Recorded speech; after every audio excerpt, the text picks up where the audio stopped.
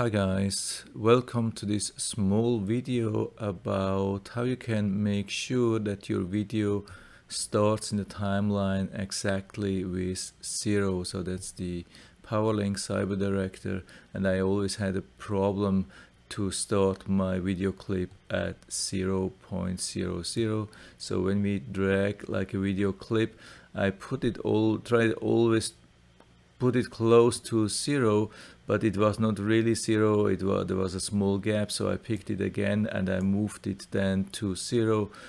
But that's actually an easier way. You can just drag it, and instead of dragging it into the timeline, you can drag it totally on the left side and just drop it here, anywhere here on the left side, and it will exactly start with 0.00. Okay, I hope that was helpful for you. So maybe you already knew that. For me, that was very new. I just found this by chance, and I thought it's maybe helpful for you. And if you think so, just give me a thumbs up, subscribe my channel. Thanks for watching, and see you next time.